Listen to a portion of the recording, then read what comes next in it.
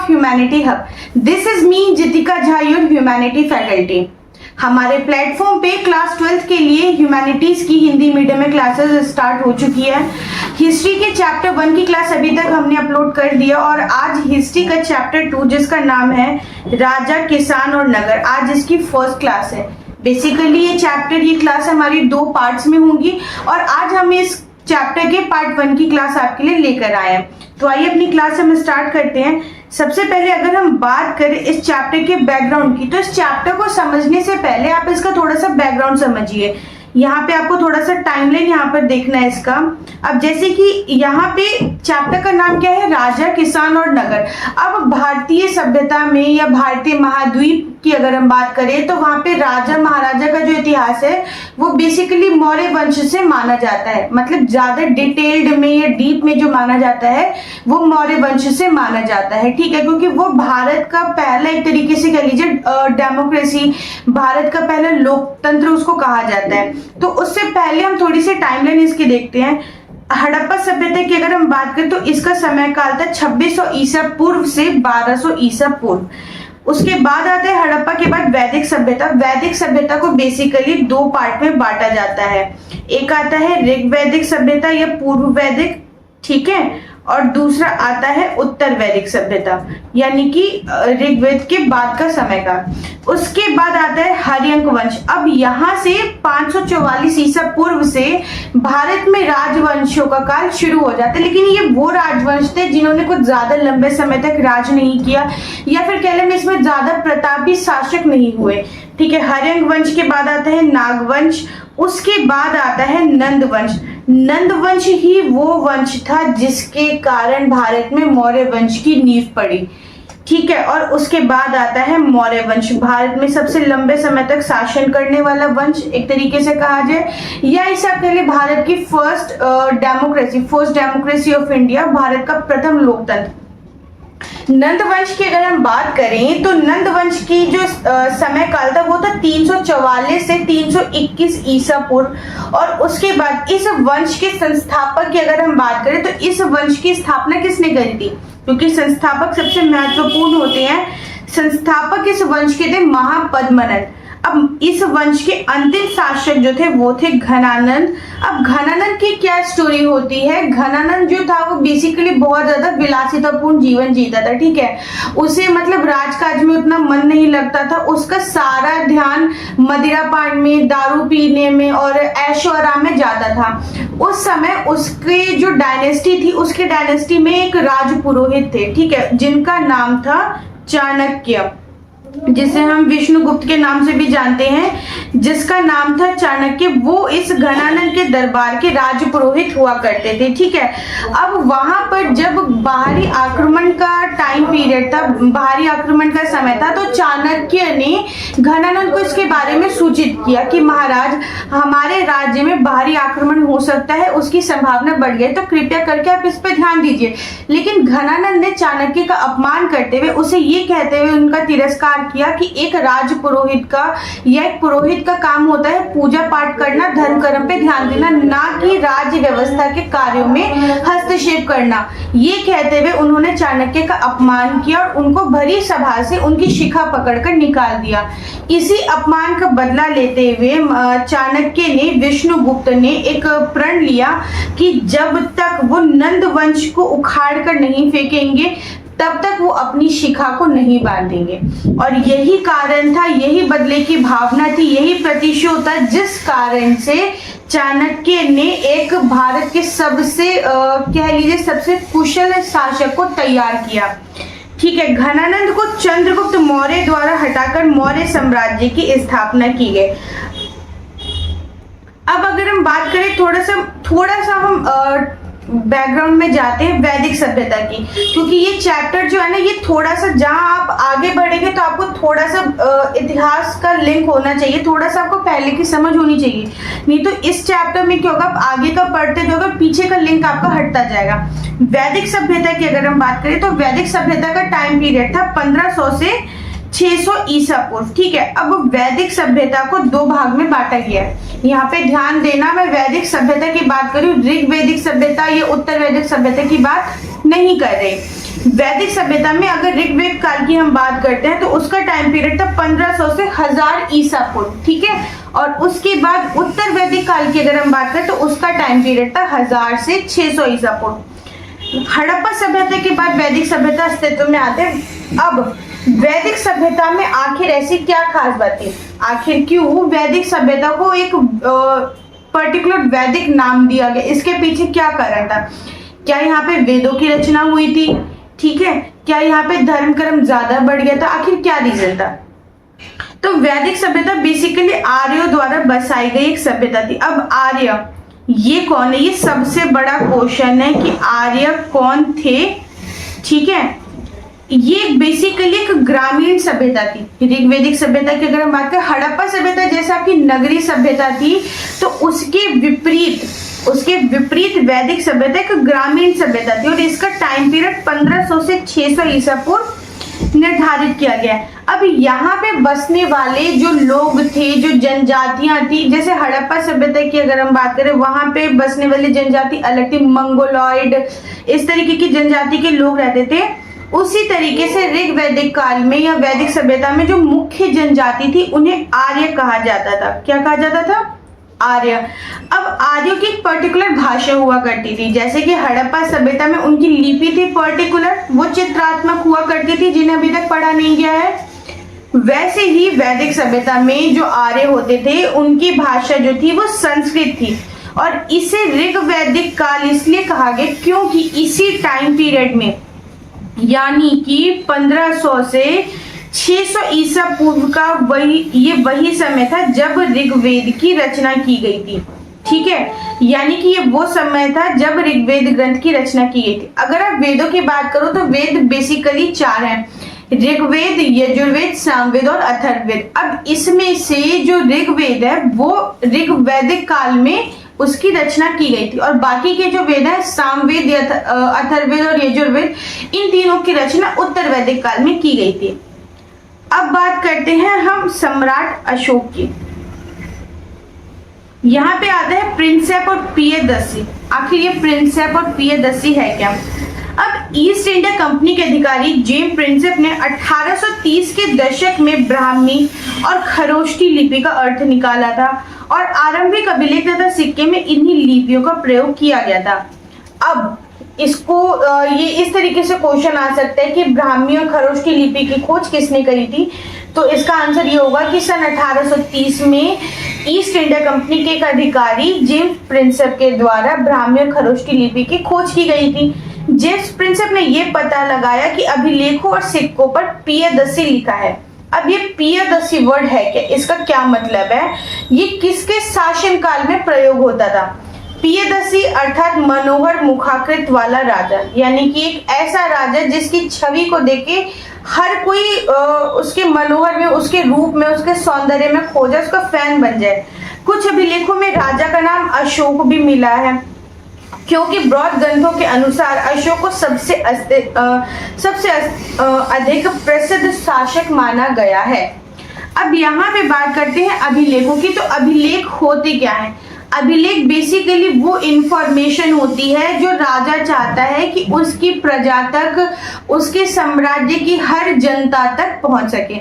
अब उसके लिए या तो वो अनाउंसमेंट करवाता है, राजा को अगर कोई भी इंफॉर्मेशन देनी होती है तो या तो वो अनाउंसमेंट करवाता है अपने साम्राज्य में, नहीं अगर वो चाहते कि कोई नियम, कोई रूल्स रेगुलेशन मेरी प्रजा कभी भी ना भूले, वो हमेशा उनको याद रहे, तो वो क्या करता है, उन नियमों को वो लिखवाता है, ठीक है, उन नियमों को वो लिखवाता है। अब लिखवाने के सोर्स अलग अलग हो सकते हैं, या तो वो पत्थरों पे लिखवा सकता है, या फिर वो बड़े बड़े स्तंभों पे लिखवा सकता है, पिलर्स पे लिखवा सकता है, सिक्कों पे लिखवा सकता है। मतलब वो अभिलेख बेसिकली उन चीजों पे लिखवाए जाते थे जिन्हें कभी भी हम नष्ट ना कर सके, ठीक है। अब नॉर्मली आपके पास सिक्के होते हैं, आप सिक्कों को नष्ट नहीं कर सकते आमतौर पर, तो पहले के राजा क्या करते थे, सिक्कों पर अभिलेख यानी कि आदेश लिखवाते थे, ठीक है।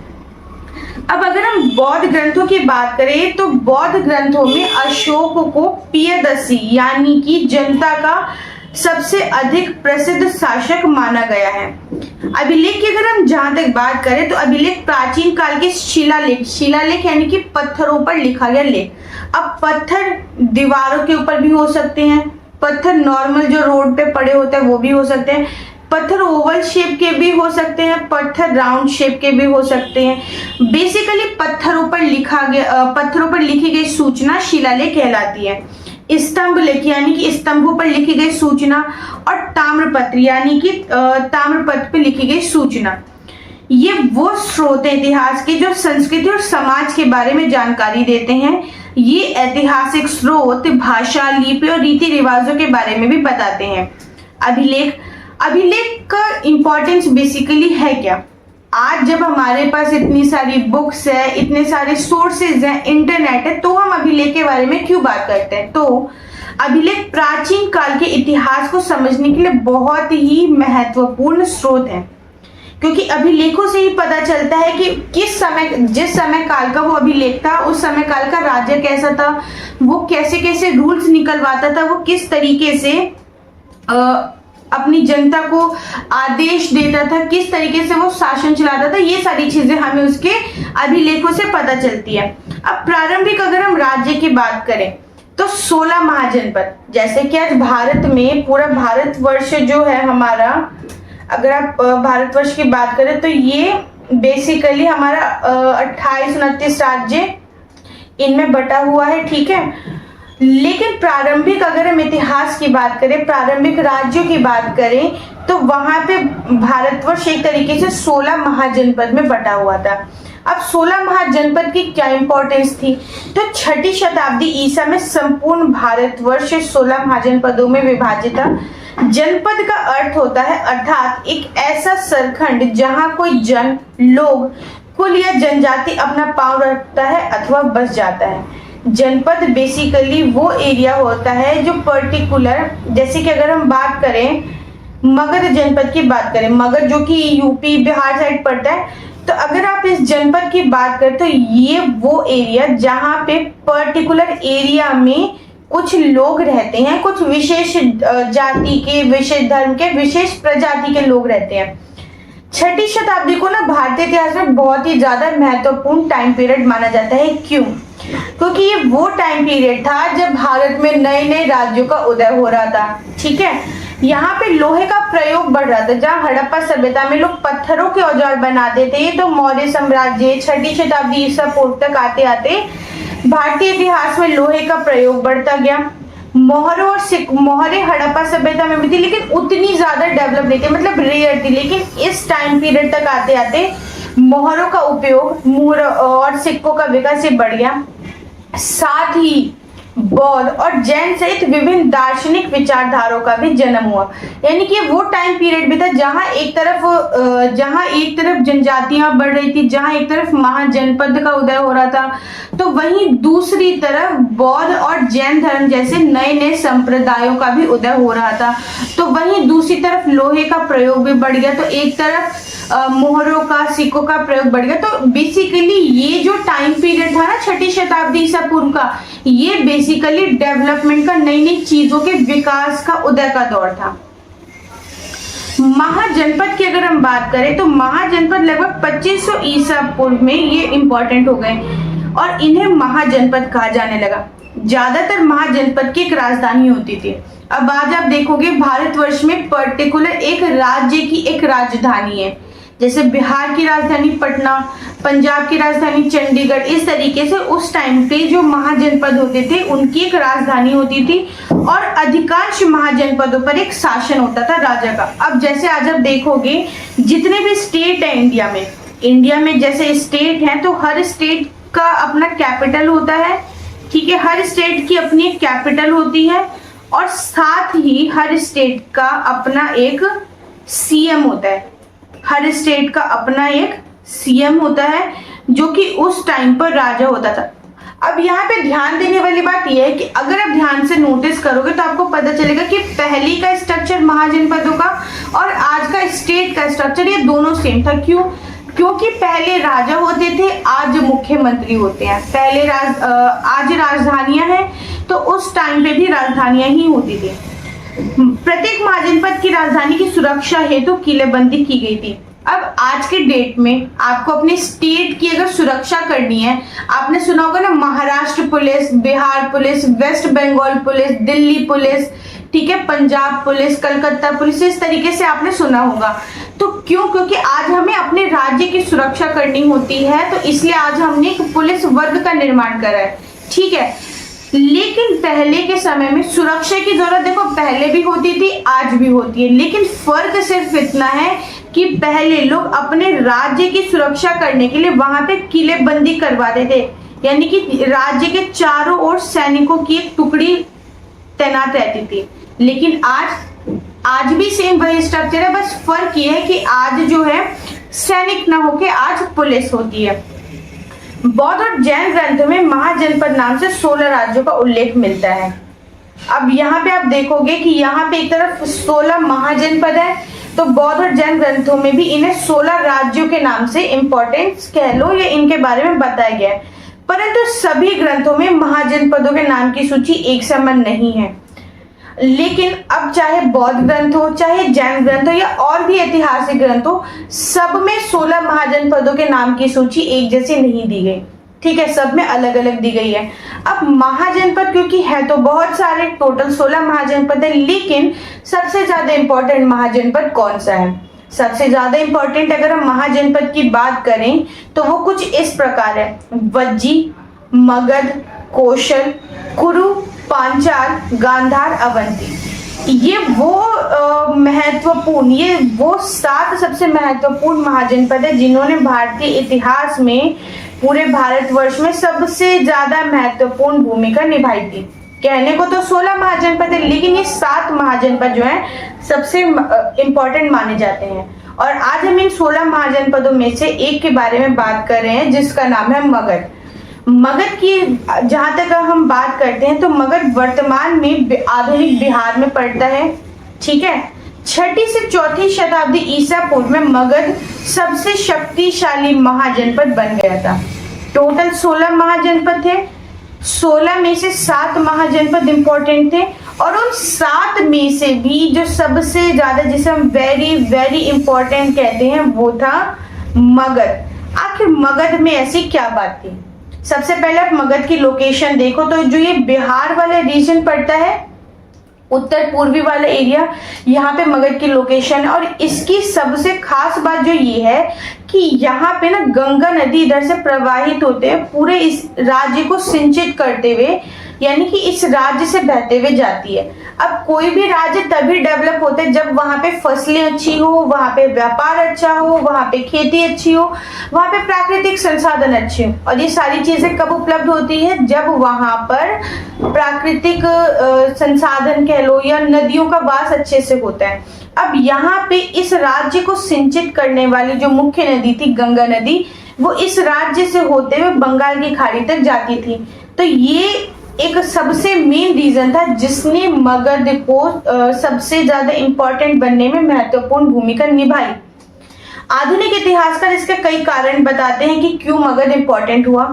क्योंकि यहाँ पे खेती की उपज खास तौर पर अच्छी होती थी। अब खेती क्यों अच्छी होती थी? जाहिर सी बात है, यहाँ पे गंगा नदी का प्रवाह था, गंगा नदी यहीं से बहते हुए जाती थी बंगाल की खाड़ी तक। दूसरा, लोहे की खानी इस राज्य में प्राकृतिक तौर पर मौजूद थी, जिस कारण से यहाँ पे हथियार आसानी से उपलब्ध होते थे। नेक्स्ट, यहाँ पे अब क्योंकि नदी का प्रवाह है तो वहां पे पेड़ पौधे भी घने होंगे, और पेड़ पौधे क्योंकि घने हैं तो वहां पे जानवरों का भी वास अधिक होता था। यहाँ पे जंगली हाथी, जंगली क्षेत्रों में हाथी उपलब्ध थे जिन्होंने सेना में एक महत्वपूर्ण भूमिका निभाई, ठीक है। गंगा और उसकी उपनदियों का आगमन सुलभ साधन था, यानी कि गंगा नदी ही वो नदी थी जिसने मगध को इंपॉर्टेंट बनने में सबसे ज्यादा महत्वपूर्ण भूमिका निभाई।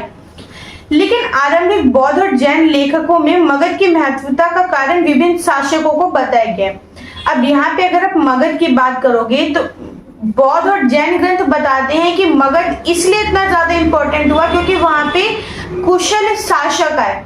तो वही दूसरे स्रोत जो है वो ये बताते हैं कि मगध इतना ज्यादा इंपॉर्टेंट इसलिए हुआ क्योंकि वहां पे प्राकृतिक संसाधन थे, वहां पे गंगा नदी उसकी उपनदियों का प्रवाह था, इसलिए प्राकृतिक संसाधन भी अधिक उपलब्ध थे। जबकि बौद्ध और जैन ग्रंथ कहते हैं बिंबिसार, अजातशत्रु, महापद्मनन इन जैसे शासकों की वजह से मौर्य साम्राज्य कह लो, मगध कह लो, वो इंपॉर्टेंट हो गया। स्टार्टिंग में जो राजगृह है, स्टार्टिंग में राजगृह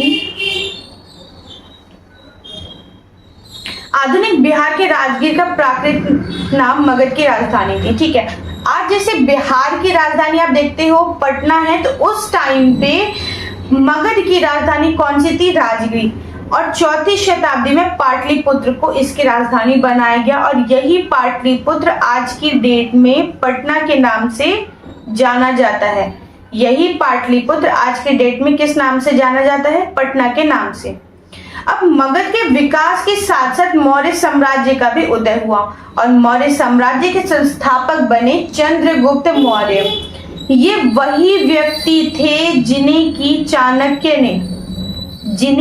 चाणक्य ने शासक बनाया। देखो बेसिकली चंद्रगुप्त मौर्य था तो एक साधारण सा व्यक्ति, साधारण सा ये बालक था, लेकिन इसे अपनी महत्वाकांक्षा के चलते, इसे अपने प्रतिशोध की भावना के चलते, क्योंकि चाणक्य को पता था कि उसका काम युद्ध लड़ना नहीं है। चाणक्य कौन थे? वो एक राज पुरोहित थे और पुरोहित का काम युद्ध लड़ना नहीं होता, बल्कि किसी व्यक्ति को युद्ध के लिए तैयार करना अधिक होता है। चाणक्य ने सोचा कि मैं भले ही युद्ध नहीं लड़ सकता और जो महापद्मनंद है उनसे बदला लेने के लिए मुझे युद्ध करना आवश्यक है, और लेकिन मैं युद्ध तो कर नहीं सकता, परंतु मैं एक ऐसा व्यक्ति तैयार कर सकता हूँ, एक ऐसा व्यक्ति तो मैं तैयार अवश्य ही कर सकता हूँ जो कि उससे युद्ध लड़ सके। तो चाणक्य ने क्या किया?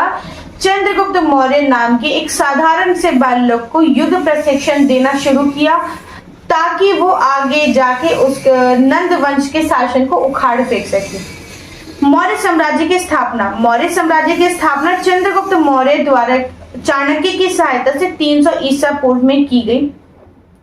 अब मौर्य साम्राज्य के बारे में अगर हम बात करते हैं कि मौर्य साम्राज्य में व्यापार कैसा था, वहां की भाषा क्या थी, वहां के लोग कैसे थे, शासक कौन था, तो इसके बारे में जानने के लिए बहुत सारे स्रोत हैं, जैसे कि पुरातात्विक प्रमाण, मेगास्थनीज की इंडिका, ये बहुत ही ज्यादा इंपॉर्टेंट सोर्सेज में से एक है। मूर्ति कला, ये भी बहुत ज्यादा इंपॉर्टेंट हो जाती है। ठीक है, जैन और बौद्ध धर्म के ग्रंथ, कौटिल्य वही व्यक्ति है, कौटिल्य को ही चाणक्य कहते हैं।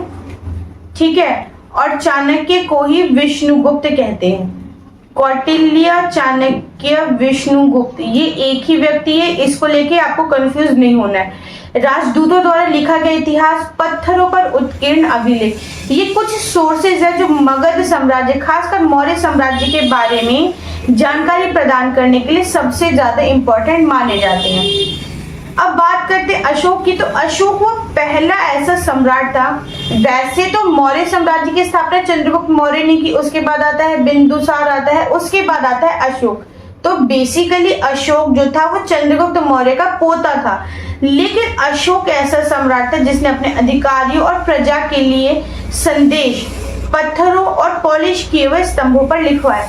वो चाहता था, क्योंकि नॉर्मली क्या होता है ना, आप कोई रूल्स रेगुलेशन बनाते हो, आप अपनी जनता को बोल देते हो, जनता थोड़े दिन तक याद रखते हैं, फिर उसे वो भूल जाती है।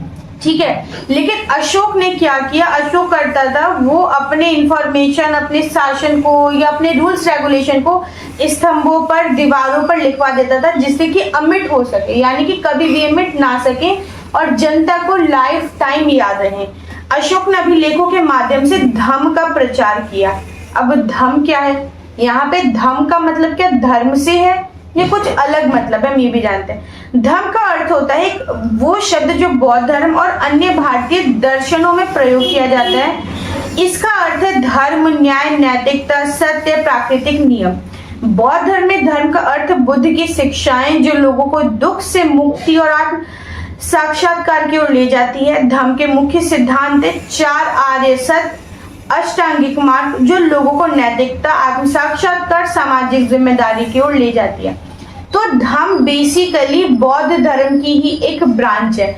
अब जैसे कि सनातन धर्म को समझने के लिए आपको भगवत गीता को समझना जरूरी है।